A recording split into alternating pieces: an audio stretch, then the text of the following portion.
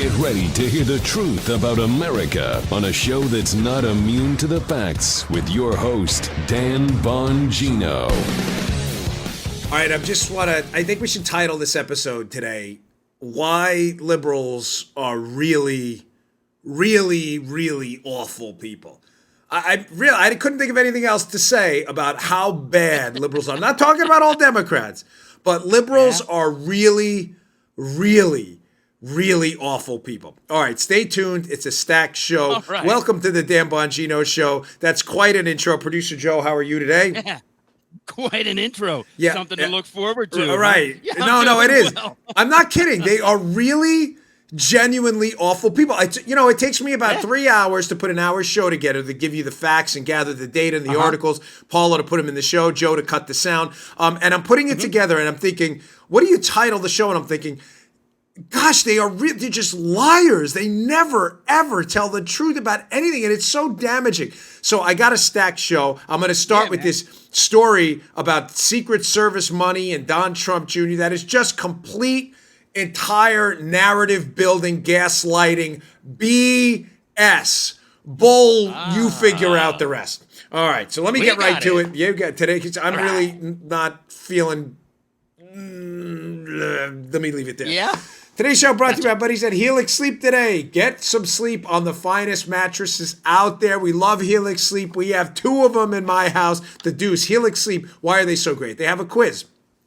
Takes just 2 minutes to complete, and it matches your body type and sleep preferences to the perfect mattress for you. Don't get some generic in-store mattress not made for you. Whether you're a side sleeper like me, a hot sleeper, you like a plush or a firm bed, with Helix, there's no more confusion and no more compromising. Helix Sleep is rated the #1 mattress by GQ and Wired Magazine, and CNN called it the most comfortable mattress they've ever slept on. Just go to helixsleep.com/Dan. Take their 2-minute sleep quiz, and they'll match you to a customized mattress. My wife and I have never slept better. My wife sleeps on her back. I sleep on my side. The mattress is absolutely fantastic. For couples, Helix can even split the mattress down the middle, providing individual support needs and feel preferences for each side. They have a 10-year warranty. You get to try it out for 100 nights risk-free. They'll even pick it up for you if you don't like it, but you'll love it. You won't like it. You'll love it. You'll absolutely love it. Here's a great deal. Helix is offering up to $125 off all mattress orders for our listeners. Go today if you need a new mattress. My daughter loves hers too. Get up to $125 off at helixsleep.com/Dan. That's Helix, HELIX, sleep.com/Dan. helixsleep.com/Dan. Go today. Ahora. Go today and get $125 off your mattress orders. helixsleep.com/Dan. All right, let's go. Nice. Okay, story number 1. This tweet from Politico by, what's her name, Anita Kumar, about Don Trump Jr. This is just quick, but this wasn't even in the show. I literally 5 minutes ago put this into the show because I was furious about it. Anita Kumar from Politico. The reason I'm reading it off the screen is because Paula's putting it in. Oh, no. Look at you. Look at you. Paula put it in actually. Sometimes we got to put this in afterwards. Anita Kumar. New. Breaking news. The Trump administration, get a load of this, how devious this is. The Trump administration spent nearly $5,700 at the Trump International Hotel in Vancouver, Canada, while protecting Don Trump Jr., who was hunting stone sheep in the Yukon Mountains, according to documents obtained by Politico. The horror. The horror. I got that face like the Andrew Garfield Peter Parker character when he's got all the smoke over his face from the fight with the lizard man, and Aunt May comes in the room and catches him. What's all that smoke on your face? I was cleaning the chimney. Yeah, Aunt May goes, we don't have a chimney. He goes, what? I read this story this morning. I'm thinking, so let's just get a couple things out of the way first. Number 1, the Secret Service stays where the protectee stays whenever they can. The protectee being Don Trump Jr., the kids, the president, the vice president, the protectee being the person we protect. We stay there. This is not a news story. In other words, there is nothing newsworthy, unique, or even remotely unique about this story. Joe, newsflash. I mean, Joe probably knows about as much about the Secret Service as some agents do for having to listen to me for the last 5 years. Yeah. These stories infuriate me. She's making this out like this is some kind of unique breaking news. You know, A woman tweeted back to me when I tweeted out the screenshot, because I'm not tweeting the link to this stupid, ridiculous, non-story story. She said, I wonder how much it costs to lodge Secret Service agents in Martha's Vineyard when Obama spent 2 weeks there. Convenient. Ruling on the field. Excellent tweet. The cricket, the Dave cricket just went off too. Folks, I was in Martha's Vineyard. Paula, remember? I was the lead advance. I coordinated the whole trip. You know what? We stayed in some rather expensive bed and breakfast in Martha's Vineyard. Was it Obama's fault? No. The president goes on vacation. This president does. Obama did. Bush did. There's nothing. This is a non-story. And the Secret Service stays where they stay. Why is this a story now for Anita Kumar? Because she's desperate for clicks. Maybe she gets a share of the clickbait headlines. I don't know. But she's making it up to paint a narrative. And now look at this unbelievably unusual situation where the president personally profits at his hotel because Don Trump Jr. shockingly stayed at a hotel that his family owns. Joe, you know what's left out of that? Again, conveniently. What's left out, Dan? I can tell you, and the story's been reported, Don Trump Jr. didn't even want Secret Service protection. He has it because of the maniac leftists who threaten him all the time. By the way, that's a fact, okay? Like Anita Kumar reporting narrative. Scoop. The president's son stayed at one of their hotels and the Secret Service stayed with him. Scoop. Secondly, Joe. Yeah, it's a scoop of something. You're right. I knew where you're going with that one. You know what's left out of the story, Joe? That the President of the United States doesn't even take a salary. He donates his rather generous taxpayer-financed salary back to the government. Yep.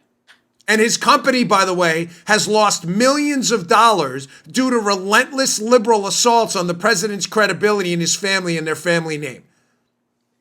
I didn't even want this, this just came up before I got on the air. Thanks to Paul Ibina for putting it up there. I was going to read it off my phone because right before we went on the air, I said, you got to put this in there. It's just another example of why liberals are really, really awful, genuinely awful people. This is a non-story.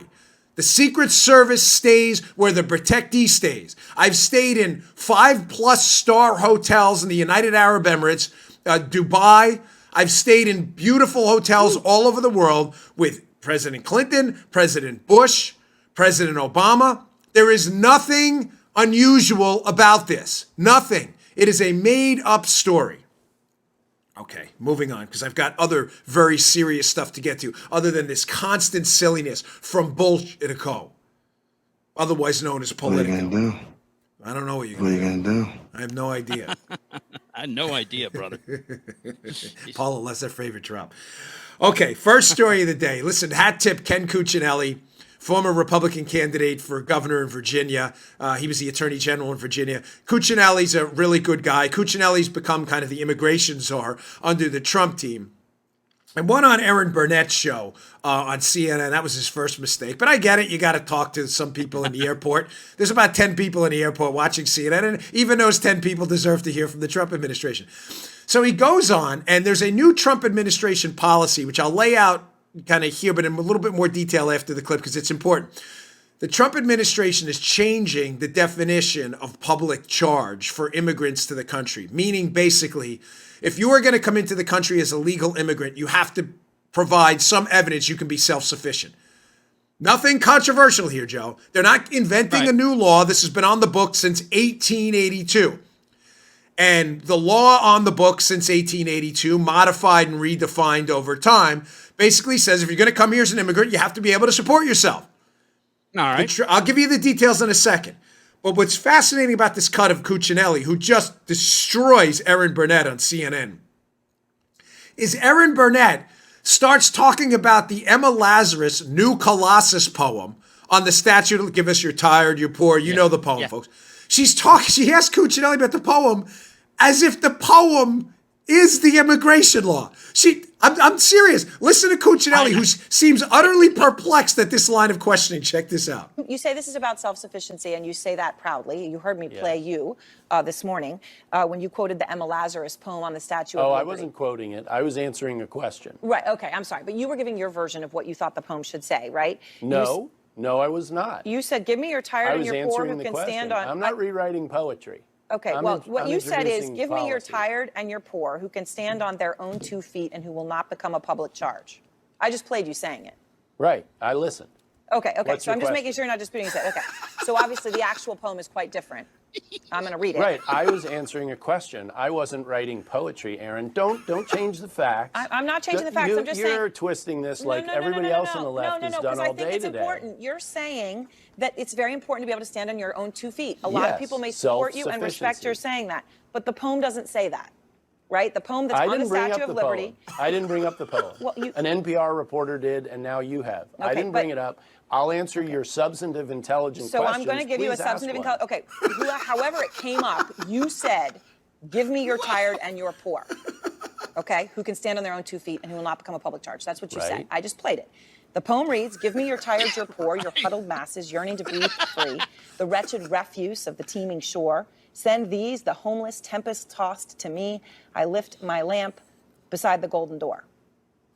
Wretched, poor, refuse, right? That's what the poem says America's supposed to stand for. So what do you think America stands for? Well, of course, that poem was referring back to people coming from Europe where they had class-based societies where people were considered wretched if they weren't in the right class.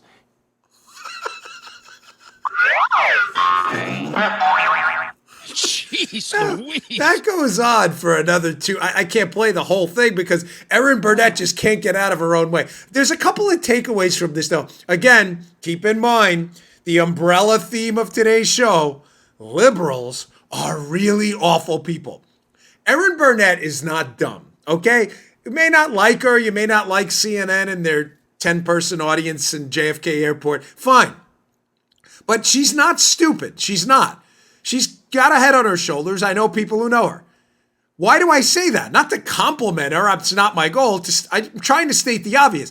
That she clearly knows that a poem is not U.S. law. She knows that.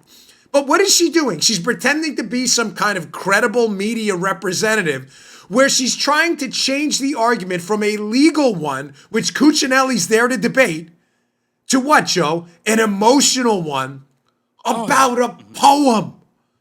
Now, a little background. Well, Cuccinelli was given a White House presser, a conference at the White House in the Brady press room. An NPR reporter asked him about the poem again, trying to change the argument from Donald Trump's administration and Cuccinelli and the DHS and their substantive changes to immigration law, trying to change it like liberals always do, back to an emotional argument, away from the legal stuff, hoping nobody will notice the difference.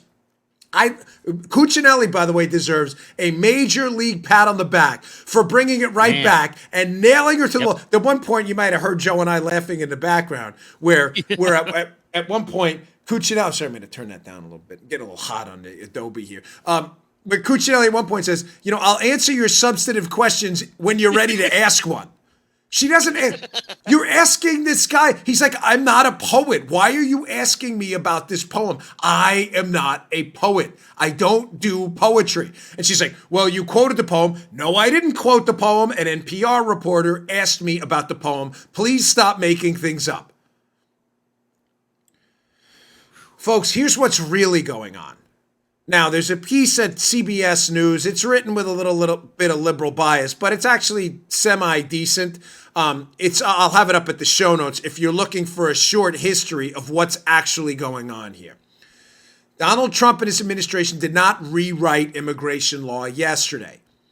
What they did is redefine an 1882 piece of legislation. Here's the piece at CBS News by Camilo Montoya Galvez. New Trump administration rule cracks down on welfare benefits use by legal immigrants. It's at the show notes today at Bongino.com. Of course, subscribe to my email list. I'll email them to you. Like I said, it's written from a liberal bent, but it's a decent piece. Folks, 1882, this is when this started, where if you were going to take some form of public benefits, your immigration status would be evaluated because of that. Bill Clinton, ironically, the Clinton administration made some changes to this public charge thing, but the Trump administration, public charge, I should say, standard, what the Trump administration is doing is now they are going to count, Joe, non-cash benefits as part of a public charge. What does that mean to you? Let me just translate it for you. In the past, things like Medicaid and, say, food stamps, they're not cash payouts like some forms of TANF and others, right? Welfare, basically. Okay.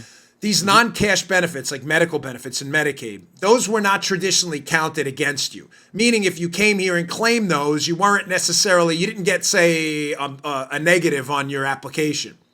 The Trump administration is saying, hey, listen, we're accepting kids. We're making an exception for kids. It doesn't apply to kids or those under 21. So we're clear. Because you know what the liberals are going to say? Well, what about kids who get these Medicaid benefits? It doesn't apply to kids. It applies to functioning, working adults who come here and claim government benefits. Don't be spun. The Trump administration is saying, well, if you're going to claim Medicaid and food stamps and other kind of non-cash benefits, then that should count against you too. Ladies and gentlemen, pretty fair in my book. That's all they did. And of course, it's being turned into, because liberals are really awful people and never, ever, ever argue based on facts. Liberals are trying to turn this into an emotional argument about a poem. The poem is not U.S. law. It was a poem written by Emma Lazarus on the base of the Statue of Liberty to generate money for the project. It is not U.S. law. I don't know how many times we have to drill this into the head of liberals who are either knowingly obtuse or just lying. It's a great poem. Everybody loves it. My grandparents were immigrants. My wife is an immigrant. It's great. It's a fantastically written poem. It is not U.S. law. You can argue all day that it is U.S. law, but you're making an utter, complete fool out of yourself. And you're awful. You're really awful people, because what you're doing is you're trying to lie to the public to make them believe that this is the essence of what U.S. law is based on, when it is not. That poem went up in, 1883? The law was written a year before the public charge law. Stop making this up. Now, what I find fascinating, Joe, is why liberals will again, keep in mind the theme of the show, liberals are really, really awful people. They have no principles. So their principle here, if you listen to Erin Burnett, Joe, their principle here is that a poem is, in fact, some guiding, and we should all adhere to the poem. The poem is no legal authority at all, okay? Erin Burnett knows that. But this should be restrictive, this poem. Our U.S. law should be guided around an 1883 poem on the basis of Statute of Liberty. Well, what's fascinating is when we actually have U.S. law written into our Constitution, like the Bill of Rights and the Second Amendment, which clearly lays out an individual right based on any common sense reading to keep and bear arms, which shall not be infringed. Liberals don't care about that at all. Poem, yes. Second Amendment, no. Poem, yes. Second Amendment, no. No. You doubt me? The words don't rhyme. Right. Where am I going with this? Story number 2 for the day.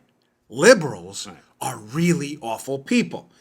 The Democrats, there's a case in front of the Supreme Court, that involves concealed carry permit holders and weapons possession holders, weapons permit holders, in New York, people who don't have concealed carry permits, people where they can transport. It's a complicated case, but it involves overly restrictive New York laws about where you can carry your firearm to. Okay? The case is going to go to the Supreme Court and could do real damage to the anti-self-protection left that doesn't believe the Second Amendment is binding, but believes that a poem on the Statute of Liberty is.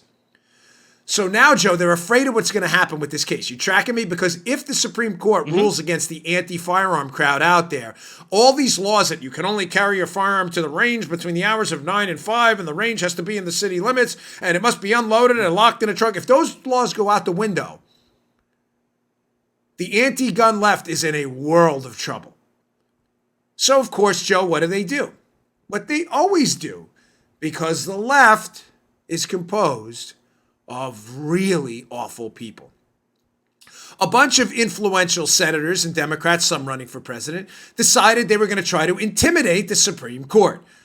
IJR story by Houston Keene. Again, it'll be in the show notes today. Show notes are very good today. Please check them out. Senate Dems issue ominous warning to SCOTUS, Supreme Court of the United States. Heal, Joe. Again, emotional argument. Or be restructured. What do they say? Whoa. They're sending a warning to the Supreme Court before ruling on this Second Amendment case. Because remember, the Second Amendment's not binding to the left. The poem is. You know what, Joe? I got an idea. Yeah. I think you and I should write a poem. Let's open up a contest to the audience. You can all send in your poems about the Second Amendment. And then we'll start making poems. Poems are, they're binding. Poems are, but you said Emma Lazarus' poem. Why not Paula Bongino's poem about the Second Amendment? I therefore decree the Second Amendment that declares an individual right, kind of like something out of like Braveheart. I hereby declare the right. This is what we should all do. We should write a poem. Joe, you should write one too. We should all write like a 3-line sonnet about the Second Amendment and how the right to self-protect. Why not? Poems are binding. The Second Amendment isn't. Oh. Why not? Haiku. Haiku. Joe's going to do a haiku. Paula's going to do a sonnet. I'll do an old Robert Frost type thing in iambic pentameter. There we go. I hereby decree my right. This is what we'll do. Because poems are... This is the stupidity. If this conversation sounds dumb to you, it should. Poems are binding. The Second Amendment isn't. So getting back to the story, these Democrats, I'm not kidding. I think Durbin's in there, Klobuchar and others. In the piece, you can read it. These are powerful Democrats, are threatening to pack the Supreme Court. We have 9 justices now. They're threatening to add justices if they take over the presidency, to add 15, a total of 15. So that would be adding 6. But to pack the Supreme Court, to dilute the efforts, the now completed efforts by Donald Trump to nominate and appoint. We had Kavanaugh, of course, and Gorsuch. Ladies and gentlemen, FDR tried this. Even FDR's own Democrats understood this was a tyrannical move to pack the Supreme Court. Amen, brother. Amen. Even FDR with massive political capital got destroyed by his own party.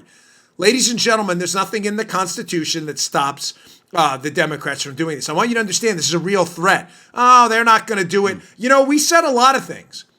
We said that they wouldn't try to take over the healthcare system after Clinton Care died, Hillary Care. They did with Obamacare. We said they wouldn't propose socialism in the United States. They did. We said, oh, they won't go after ICE personally. They do. Do not take this threat lightly. They are talking about packing the Supreme Court, which will dissolve away the United States Constitution and the Republic with it. Because remember, poems matter, but the Second Amendment actually in the Bill of Rights and the Constitution doesn't mean anything to the Democrats. We need our poem contest. We won't even make it. Just send your poems. If you sound like, I hereby declare my right. Iambic pentameter, prefer. Send them in. I'll put a funny one on the air if it's a good one. I'll put a little screenshot, read it out. Keep it short, though. I'm not even kidding. It'll be fun. Do that, right, Paul? That'd be a good one. I can't offer prizes because there's all kinds of like crazy rules. I'm serious. We try to do prizes all the time. And Joe, right, you know, being in radio, there's like these ridiculous rules. All I want to do is give stuff to people. You can't even do that. Paul and I tried to do a contest. We wanted to actually give you guys stuff for being a great audience. And legal people are like, wow, you got to do. I'm like, whatever. I'm just going to have to tell you I love you all for now. Oh. I hereby... Poems. It's about poems now. I love Cuccinelli. I'll answer a substantive question when you're ready to ask one. Nice job, Ken Cuccinelli. All right, I got a lot more to get to, so I got to roll quick here. Quickly, again, another great sponsor. You've been with me from the beginning. Today's show also brought to you by buddies at Brick House Nutrition. Look at this product. Take a good look at this if you're watching on youtube.com/Bongino. Foundation. Here's a bottle for our audio listeners. I love Foundation. This is a creatine ATP blend. I'm telling you, hands down, this is the best supplement I have ever tried. I love it. Little Joe loves it, although I don't think they let him take this to Marine boot camp. Little Joe, No. if you're listening, well, you're not allowed to listen to that. But when you get out and you listen to it back, we're all supporting you, buddy. Almost done. I just wrote Little Joe a letter down there in Marine boot. That's Joe's son. But Little Joe is not little anymore. Little Joe's not little. He tried Foundation. He loved it. It's a great product. Now, what does it do? Creatine and ATP, this blend, is like having 2 extra gas tanks in the gym. All right, well, why would you need 2 extra gas tanks in the gym? Not 1. Creatine's like having an extra tank. Creatine plus ATP is like having the deuce, 2 extra. That matters because you're going to perform better. You're going to look better, and you're going to get that cell volumization effect. What's that? What's that? Look in the mirror. Just trust me on it. Give it about 7 days to work. Your muscle cells are going to look harder and they're going to look better. You are going to look better. I promise you. Give me 7 days. That's all I ask. Take the mirror test, okay? Go look in the mirror. You're not going to take a picture of anything. You don't need to be goofy about it. If you want, go ahead, do your thing. I don't care. But take a mental snapshot of what you look like. Try Foundation by Brickhouse Nutrition. Come back 7 days later. You'll look better. You'll feel better. You'll perform better. It's that good. Love this stuff. Go to Brickhouse Nutrition. BrickhouseNutrition.com/Dan. BrickhouseNutrition.com/Dan. That's BrickhouseNutrition.com/Dan. Pick up your bottle of Foundation today. Don't waste a second. Takes about 5-7 days. The difference will be dramatic. I love this stuff. Go check it out. BrickhouseNutrition.com/Dan. Okay. All right, moving on. I have more why liberals are really awful people stories, but I just want to break it up quickly with another important story on a very serious note. Folks, the people of Hong Kong have proved my point yesterday and repeatedly over the past few weeks that the desire by tyrants like the Chinese Socialist government, the desire by tyrants to suppress the liberty of people will never, ever supersede the desire of people to be free. Hong Kong is feeling the boot of the Chinese government. The administrator there, Carrie Lam, wanted to propose a law to be able to extradite people back to the mainland of China from Hong Kong. Hong Kong was promised, the residents of Hong Kong were promised different during the turnover transition from the British to the Chinese. They were promised 2 systems, 1 government. That is now dissolving. Basically, the people of Hong Kong are being slowly but surely, their liberties being dissolved away like a really bad Alka-Seltzer tablet. And the people of Hong Kong are fighting back. And I say, God bless you in your efforts. Because this is very serious what's going on. Now, there's another story. There's a lot going on in China right now. I want to play this quick video. It's brief. It's about 28 seconds or so. This is President Trump yesterday talking about another China breaking news story where President Trump has postponed the implementation of additional tariffs on Chinese products. They were supposed to take effect September 1st. He's now delayed that. I'm going to play this clip where he gives you a reason. I'm not so sure he's telling you the real reason. I don't mean he's lying. I mean he's just, what do they say, Joe? There's the 2 things that are best done behind closed doors. One is, well, you can kind of get it, if you're married. The other is foreign policy. That's the old saying, 2 things behind closed doors, and foreign policy. I think there's something else going. I heard Paula out there. Yeah. Really? Kids aren't around. I swear, one of these days she's going to come barging in here and rip me off the edge. Well, yeah, one of these days. She's only 5 feet away. By the way, a very prominent U.S. congressman who I love to death asked me once, is your wife really next to you? Yes, she is. In our new studio, you'll probably be able to see her. We're almost done. We'll be there soon. Let me get back to it, though. Enough small talk. This is President Trump talking about why he delayed the tariffs on China. Play the cut. So we're doing this for Christmas season. Just in case some of the tariffs would have an impact on U.S. customers, which so far they've had virtually none.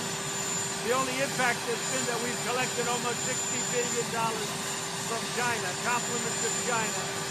But just in case they might have an impact on people, what we've done is we've delayed it so that they won't be relevant for the Christmas shopping season.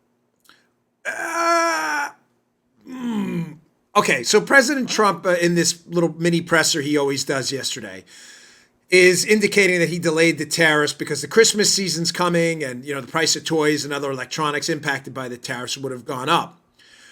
Folks, I don't really believe that. Again, I'm not saying he's lying to you I'm just saying he's not telling you, I think, the truth. And I don't mean that as a knock. If I did, I'd say it. I don't ever fudge the numbers. I just think there's some really serious, substantive conversations going on behind closed doors. And because of the foreign policy angle he's taking, he can't air that publicly. Here's what I mean. There are two things going on with China right now. One, I kind of just prefaced, but here's another. Their economy, as you can see with this Reuters article, is getting smashed right now. Smashed. Yeah. Here's a Reuters piece. China's economy worsens in July. Industrial growth at a 17-year low as the trade war escalates, by Kevin Yao. This will be in the show notes today as well. Please read it. Folks, their economy's getting smashed. What does President Trump want? He's a deal maker. Do his deals always go great? No. Do a lot of them go well? Yes, he's done a lot in 2 years with a different outside-the-box approach. What do I think he's really doing? Forget the Christmas story. Seriously, he's making that up. He's saying that to give you the, hey, look, squirrel. Behind closed doors, he has the Chinese up against the wall right now. And he knows it.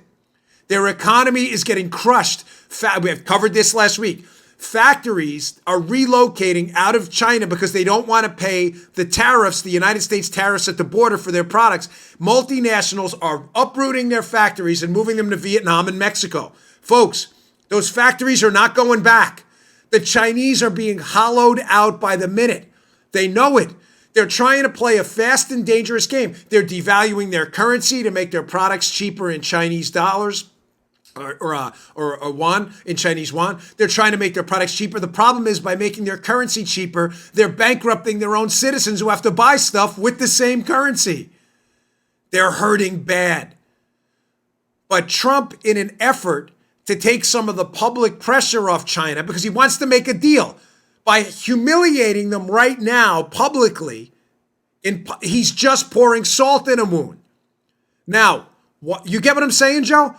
If he sits there every day and relentlessly, are you Chinese? You suck. Your economy's horrible. They're not going to make a deal. So what does he do? He has to invent the cover story why he's giving them some breathing room to come to the table while he's got them by the short ones. Why else does he have them by the short ones? Because, ladies and gentlemen, they are in real trouble in Hong Kong. They cannot pull another Tiananmen Square, and they know it. This is the era of Twitter, of camera phones, social media. If they try to pull another Tiananmen Square, the international outcry, of course, where they crushed the student rebellion in Tiananmen Square brutally, like the tyrants they are. If they try that again in Hong Kong, again, there was some violence yesterday at the airport, but it paled in comparison to Tiananmen Square. If they try that, the international outcry could very well lead to destabilization of the Chinese regime. And they know that. Trump knows he's got them in a perilous situation right now. And what's the best time to make a deal, Joe? When the other guy's desperate. Oh, yeah. But to give them some breathing room, he's putting out this story about, we're doing it for Christmas. I don't buy it one bit. Not for a second. He's doing what he does best. He's putting a public face on it to give them breathing room that doesn't pile on right now while they deal with what's going on in Hong Kong and figure it out. Now, the Hong Kong situation, again, I'm behind these protesters 100%. Let me be crystal clear. I will always be on the side of liberty and freedom. I'm not suggesting a U.S. military operation there. People in Hong Kong can figure this out. They're an economic powerhouse. But ladies and gentlemen, we can see with these trucks piling in, got some video running on YouTube, but this is very dangerous. The Chinese are rolling in people. They are bringing in people there, and they are getting ready to crush this rebellion. I just hope it's done peacefully, because if it's not, we need to be on the right side of this. And we're always on the right side of liberty and freedom. Again, I'm not suggesting a military operation, but for diplomacy's sake, the Chinese better understand right away that we will absolutely, categorically not back them up if they engage in any kind of violence to stop this. All right, there's a lot going on there behind the scenes. It's a lot to digest, but I hope you get my takeaway there. The reason for the tariffs, I don't believe for a second, is Christmas time. He's stating that publicly to give the Chinese some breathing room, knowing he's got them up against the wall right now, knowing we could get a big deal if he makes the deal now while they're desperate. Smart. Very smart. All right, we got our last sponsor day, and I want to continue with our liberals are really, really awful people. I got one from Elizabeth Warren, who's always been awful, and gets worse. And I got another one. I was going to say something, and I'm not, because she's such a phony, fake, and it's so ridiculous. And I've got another story this is the thing that kind of got me going this morning when I got up, this charter school story, which is just unbelievable how much liberals want to keep kids from getting an education. All right, don't go anywhere. Also, I got some Spygate stuff. Today's show finally brought to our buddies at U.S. Law Shield. You have a concealed carry permit? If you're carrying without the protections of U.S. Law Shield, you are carrying naked. I'm sorry. It's a big mistake. I keep seeing these ridiculous stories about gun owners being referred for potential criminal prosecution after defending their homes or their lives in some cases. A Texas woman was home alone around 3 p.m. when an intruder broke in. She tried to hide in a closet with a gun, but he found her. When he opened the door to the closet, she fired one shot, killing him. She later said the house had been broken into before and they had installed burglar bars to dissuade people from breaking in. But it's the last sentence in the story that caught all our attention here. Quote, the case will be referred to the district attorney's office to determine if any charges will be filed. That's a real quote. Stories like this are exactly why Dan Bongino, am a proud member of U.S. Law Shield. For less than $11 a month. That's it, just less than $11 a month. You not only have immediate 24/7, 365 access to an attorney, but you won't pay a penny in attorney fees. If this nightmare ever happens to you, do not carry naked, ladies and gentlemen. Go to uslawshield.com/Dan. They'll throw in 5 defender reports worth $100. Great information in there, absolutely free. You'll be amazed how much useful information for you is inside. I feel better, and you'll feel better knowing U.S. Law Shield has your back. uslawshield.com/Dan, uslawshield.com/Dan, uslawshield.com/Dan. Check it out today. Get your 5 defender reports completely free. Okay, moving on. So, infuriating, but worth addressing nonetheless, because we debunk liberal nonsense here by the day. Elizabeth Warren sent out this tweet about 3 or 4 days ago from her account, which is really full of nonsense. Elizabeth Warren, she's like, oh, I got a plan. What she doesn't tell you is her plans are awful. They're really awful. But this is her just lying to inflame racial tensions. Lying. Outright lying. Our @eWarren is her account. She says, 5 years ago, Michael Brown was murdered. Wait, he was? By a white police officer in Ferguson, Missouri. Michael was unarmed, yet he was shot 6 times. I stand with activists and organizers who continue the fight for justice for Michael. We must confront systemic racism and police violence head on. Oh my, I don't like using Where do you words begin? in vain, so where do we begin is correctamundo, my good friend. Ladies and gentlemen, of course, she's referring to the Ferguson, Missouri, and the riots that ensued afterwards. Michael Brown, ladies and gentlemen, was not murdered. Now, if I were Officer Wilson, who fired the shots that killed Michael Brown in self-defense, I would sue the daylights out of Elizabeth Warren. And by the way, Kamala Harris, too, who engaged in this in this hit parade of lies as well. I'm not kidding. I would find a good lawyer and sue immediately. Well, why? Because, ladies and gentlemen, if you're following the case and you're interested in facts, again, liberals, keep in mind, folks, are really awful people. They're awful. They're Elizabeth Warren, again, like Erin Burnett and Kamala Harris, is not dumb. She's not. It may make you feel, oh, she's really stupid. She's not. She's very, very smart, which makes the tweet even worse because it says, Joe, there is actual malice here.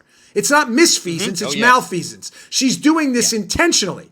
She knows the Obama Justice Department. Obama, Democrat president for liberals who can't keep track. The Obama Justice Department, led by who?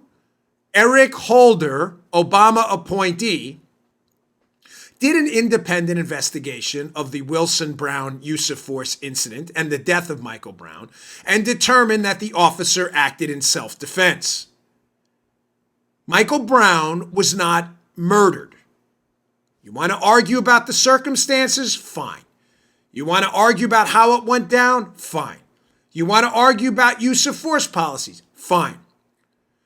Suggesting Michael Brown was murdered is an outright inflammatory lie designed to do one thing only: get Elizabeth Warren power by inflaming racial tensions in the country. Elizabeth Warren has disgraced herself, has disgraced the state of Massachusetts, has disgraced the country, the United States Senate, and should be immediately disqualified from tweeting from this point on for tweeting an outright lie. I'm telling you that officer should sue and demand an apology and a retraction.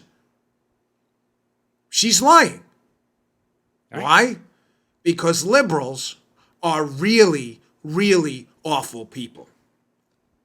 Story number 6,422, why liberals are really awful people. Here's a Wall Street Journal story today. You know what? This school choice topic may not interest you, but it darn well interests me. It pisses me off to no end, being a product of a school choice scenario myself, why liberals continue to want to crap on kids who can't afford a good education by keeping them out of quality schools. And why? Because they're really awful people. Here's the piece at the Wall Street Journal by Baker A. Mitchell, August 13, 2019. The smear campaign against charters. Far from being, quote, resegregated, some of our schools are actually majority minority, and that's by parents' free choice. What's the core takeaways from this piece? Liberals hate school choice because they're awful, terrible, horrible people. Liberals want your kids in garbage public schools that can't teach your kids anything because the public schools pay teacher union dues and teachers unions give money to Democrats who stay in power by keeping your kids uneducated. That's it.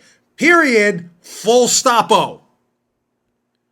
The fact that you can take your kid out of a school that's failing him, not all public schools are bad, but the ones that are, and put them in a charter school that works, the liberals want to chain the door behind you to make sure you have no options. Now, what's completely filthy, gross, and disgusting about this entire story is this. Takeaway number one from the piece. When the liberals can't win on the argument because charter schools for the same or lesser money generally perform as well or better than public schools, they go to the race baiting like Elizabeth Warren every time. From the piece. This is about North Carolina charters. With a new school year ahead, the attacks on charter schools have begun anew. In North Carolina, they're hearing outrageous charges of racism. Racism, Joe. School choice is now racist. A public television commentator claimed recently that, get a load of this, that resegregation was the purpose of charter schools from the start. Holy Moses, ladies and gentlemen. I mean, you know what, before I even, let's just go to the second takeaway from the piece, just to show you how stupid, awful, and horrible liberals really are. They are the worst. They are absolutely committed to destroying the lives of minority students trying to get an education. Here's the second takeaway from the piece.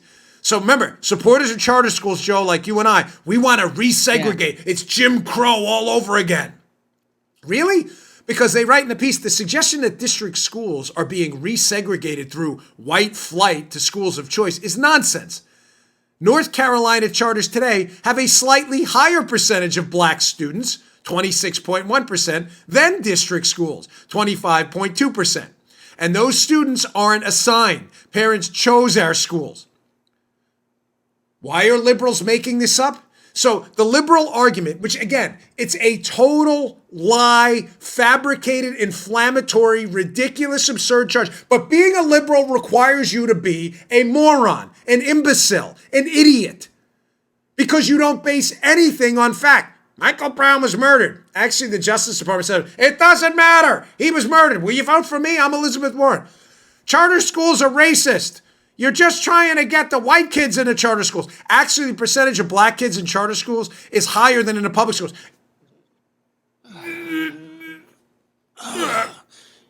You have any ibuprofen? Come on. Oh, my gosh. Take your foundation. You're going to need the creatine to build your brain cell. This is so...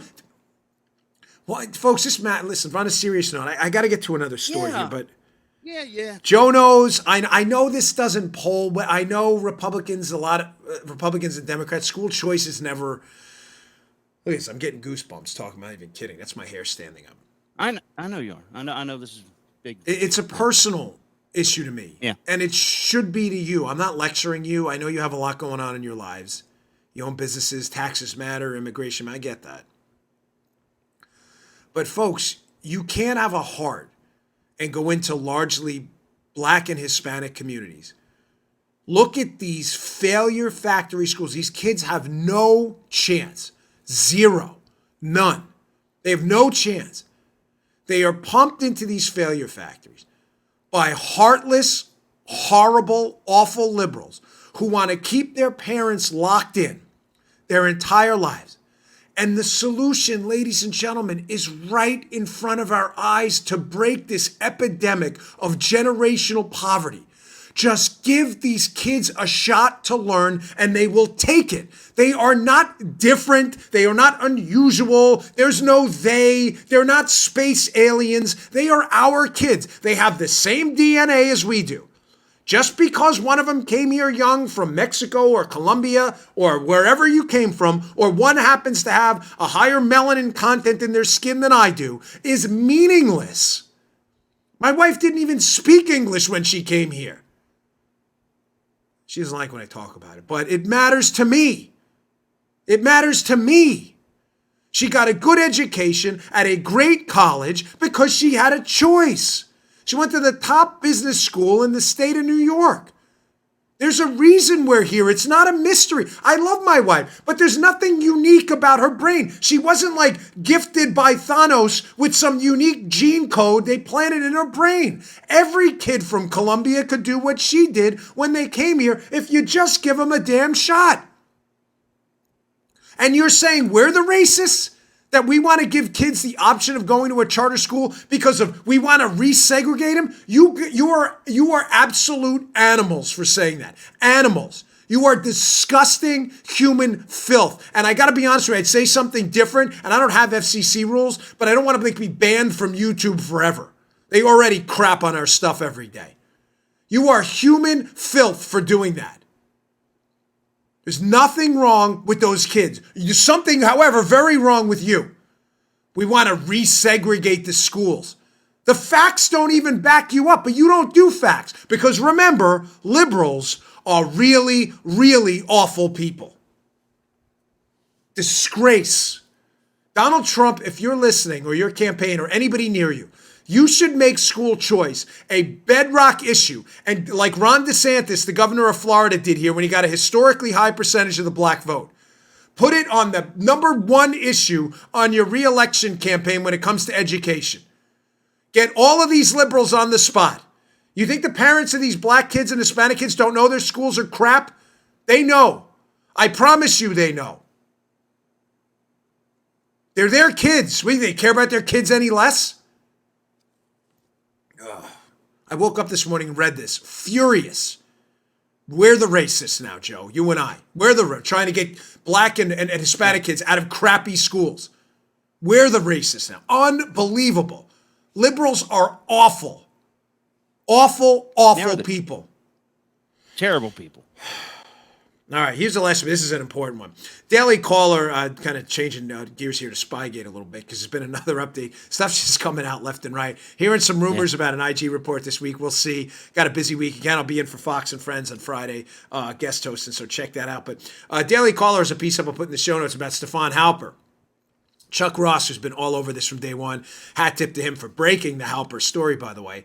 Spygate professor claims immunity against Russian-British academics lawsuit. Here's what's going on. I have the piece in the show notes again for you to check out. They're very good today. A lot of articles today, a lot of meat and potatoes in there. Stefan Halper is the U.S. Spy. Yes, spy. He's not a undocumented informant or whatever euphemism you want to use on the left. He was the spy sent by representatives of the Obama administration to spy on members of the Trump team. Spy. Now, a lot of you are familiar with the story. Halper made contact with multiple members of the Trump team. George Papadopoulos, Carter Page, Sam Clovis. I believe he did so at the direction of people connected to the Obama administration and the intelligence infrastructure to gather information about the Trump team to connect them to this bogus Russian collusion narrative. Everybody's clear about that, right? Now, There is a woman named Svetlana Lakova who, unfortunately for her, fell into Halper's orbit. Back in 2015, Halper, it's alleged by Lakova that Halper tried to connect her to some illicit relationship with Mike Flynn, who of course was Donald Trump's national security advisor before he was let go. Mike Flynn was pursued by the Mueller team again for his conversations with the Russian ambassador, which they allege he lied about. He didn't, but that's a whole other story. Bottom line is this. This woman, Svetlana Lakova, is now suing Halper for making these allegations that she's some kind of Russian spy who tried to snare, fishhook Mike Flynn. You get it? Lakova's saying, hey, you're going to say that? Then I'm taking you to court to sue you. Now, what's interesting about the case is not necessarily the lawsuit. Do we have a screenshot from the piece? What's interesting about the case is, yes, we do. Always coming through in the clutch. Is not Lakova's lawsuit. What's interesting is Halper's defense. Remember, Joe, keep in mind, keep that up for a second. Yeah. The left's argument is, we didn't spy. Halper's not a spy. No spy. He's an undocumented government associate or whatever stupid thing you want to call him. From the piece, quoting Chuck Ross, Halper is now saying, I want this lawsuit dismissed. And his defense is, he doesn't confirm he was an FBI in his motion to dismiss the case. But he also does not admit to being a source for articles about Lakova, the Russian-born academic. But, get a load of this, Joe. Halper does argue that if he were, wink and a nod, if he were an FBI informant, he would have immunity afforded to other government agents. This is absolutely classic. I'm not going to say I'm a government spy, but if I was, really horrible wink and nod. Huh? If I was a government spy, I'd be immune from this lawsuit by Lakova saying that I ratted her out. Fascinating defense. Fascinating. I'm not, but maybe kind of sort of, maybe kind of verdict, Halper, full of crap. The judge. Listen, ladies and gentlemen, Halper was working for the United States government intelligence apparatus. There's no question in my mind having evaluated the data. Okay? None. Yeah. The only question is, get ready for this. I have this on good authority from, let's say, a friend. The only question is, was Halper freelancing or was Halper working under the direct authority of the U.S. intelligence and international intelligence infrastructure? Huh. And how long was he? In other words, Joe, was Halper kind of like doing his own thing, freelancing, getting information, or was this initiated where the government went in? Does that make sense? In other words, did the government go to Halper and say, hey, reach out to Trump team members and spy on them? Or did Halper approach people and say, hey, I've got some stuff. Maybe if you guys pay me, I can give it to you. Do you get what I'm saying by freelancing? Now, why is this important? When does a freelancer become, an asset? Yes. Well, that's a third option. The third option is, did he begin freelancing and then become a good point? Yeah. That's a third option. So, good point there. Why is the government not coming to Halper's rescue right now and not backing him up from this lawsuit? They could come out tomorrow, Joe, and say, hey, he was an FBI asset, right? Copy, yeah. Folks, check out this piece Matt Palumbo did for us about 3 or 4 months ago. It's in the show notes today, but it's worth rereading. New document exposes 2 Russian dossier sources by Matt Palumbo, May 17, 2019. It's in the show notes. Read it. Don't forget, Halper worked at the Cambridge Academic Seminar. Halper worked with the Russian Trebnikov, who's connected to Putin. They were on this syllabus, as you can see from Matt's piece, from like 2012 to 2015 or so. Halper had a relationship with former director of Russian intelligence, Vladimir Trebnikov. It's really Vyacheslav Trebnikov. It's the same individual, though. Several course syllabi from 2012 to 2015 obtained by this outlet reveal Halper had invited and co-taught his course, this is from Sarah Carter, on intelligence with this person, Trebnikov. Why is that important? Because Steele, Christopher Steele, the source of all the bogus information in the dossier and the information he's passing to the CIA, Christopher Steele's already indicated his source was Trebnikov. Ladies and gentlemen, what was the relationship between Steele and Halper? Remember, Halper's also best buds with Richard Dearlove, former head of the British intelligence service. Richard Dearlove, who's on the record, by the way, vouching for Steele after all this went down. Follow me for a second. Why is the government distancing themselves from Halper? Maybe because they've accused Trump for the last few months of being a Russian colluder and colluding with Russians. Yet it appears by the evidence at hand that there's a strong possibility that Halper may have been freelancing, getting information from a Russian disinformation specialist, Trebnikov, whom he worked with, which we know on paper. Oh, by the way, and they then bring in a former FBI informant, Steele, who's vouched for by Halper's other buddy, Dearlove, who they teach together. They work together at the Cambridge Intelligence Seminar. And then Steele then goes and tells Kathleen Kavlik at the State Department that the source of this information is the same Russian who knows Halper, who knows Steele's buddy. In other words, ladies and gentlemen, this information was passed in a small circle of people who somehow laundered it into the FBI and DOJ and U.S. State Department. We know Halper knows Dearlove, the former head of UK Intel. We know Halper has a relationship with Trebnikov, the Russian disinformation guy. We know Dearlove has a relationship with Steele, and we know Steele has already cited Trebnikov as his source. The only remaining question is, was Trebnikov fooling all of them? Was this an ongoing Russian disinformation campaign where Trebnikov sold Steele through Dearlove and Halper BS from the Russians and got Halper to sell it back to the U.S. government? That's the real Russian collusion. And that's why the United States government is not coming to Halper's defense here. They're going to let this guy stew on his own. If I was a U.S. asset, this story is only going to get worse. Man, that was a stacked show today. A lot of information. Yeah. Thanks for hanging with me again. I know some of these stories are not necessarily always breaking news, but that school choice story really should matter to you, and it should ring your bell. Those kids deserve a shot, and it certainly means a lot to me. I wouldn't be here talking to you in coherent English sentences if it weren't for school choice. All right, folks, thanks a lot. Please subscribe to our video at youtube.com/Bongino. Go check it out.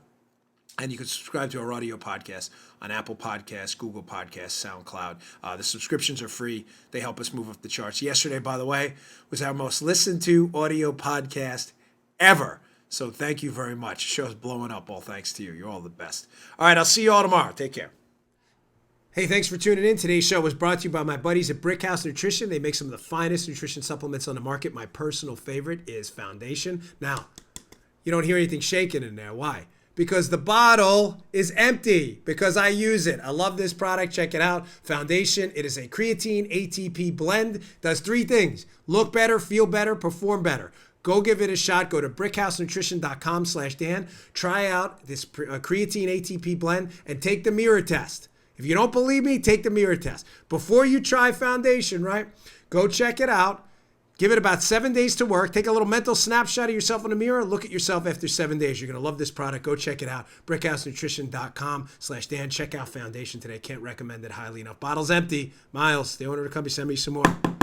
Thanks for tuning in, folks. See you all later. You just heard The Dan Bongino Show.